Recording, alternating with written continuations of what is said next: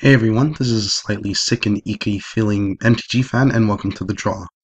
On today's episode, we're continuing our multi-part video series on how to play Magic the Gathering. We'll be going over types and parts of a card. Let's play. In the previous episode, we learned that basic lands, plains, islands, swamps, mountains, and forests, produced colored mana. Take a look at this particular Magic card. Do you see the mana symbols in the corner over here? This is the mana cost to casting this particular spell. When you play the game, lands you control tap, that is turn sideways, to signify that they're being used to produce mana. Let's take a look at Sierra Angel. Her mana cost reflects that we need 2 white mana, seen on plains, and then 3 of anything else.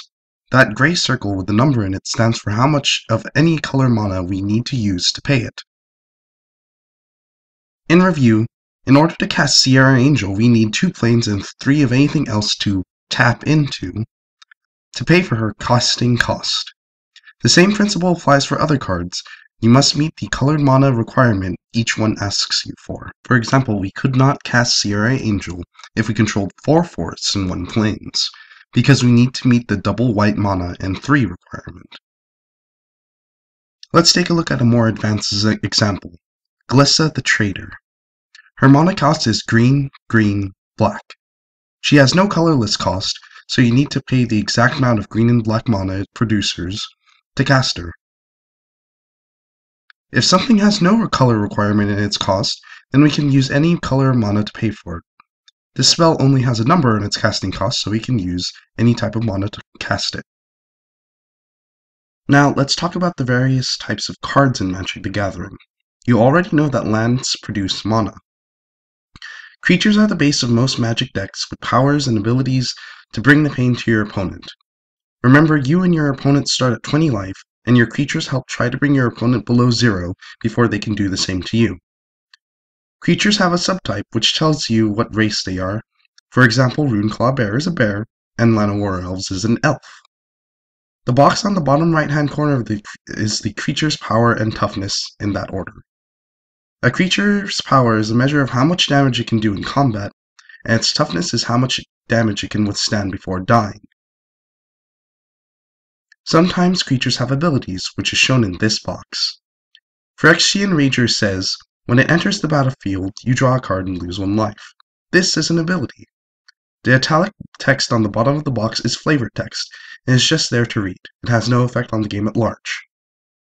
Next are enchantments. Think of enchantments as a form of concentrated and stable magical energy. Enchantments have an effect listed in their boxes. Look at Jace's Erasure, for example. Some enchantments are auras, which means they will have to attach to a legal target, most of the time being a creature. Pacifism is an enchantment that doesn't let a creature participate in combat. If, for some reason, a creature an aura enchants leaves the battlefield, then the aura is destroyed since it doesn't have anything to enchant anymore. An artifact is a powerful spell that is similar to an enchantment. Some artifacts can be equipped to creatures. To do so, you must first cast the artifact spell to put it onto the battlefield, and then pay its equip cost. On Whispersilk Cloak, the equip cost is 2 mana of any color. You can only equip whenever you could cast a sorcery.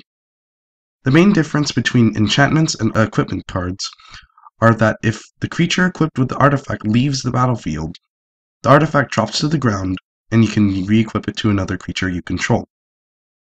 A sorcery is a spell you can only cast on your turn, has a one-time effect that goes to your discard pile, which in game terms is called a graveyard. Similarly, an instant is like a sorcery, except you have the choice of casting it on your turn or your opponent's turn. Sorceries and instants never exist or appear on the battlefield itself. They just have their effect and go away. On the next draw, we'll be covering the basic playthrough of a game of Magic the Gathering, and combat. This is MTG Fan, and we'll see you next time on The Draw.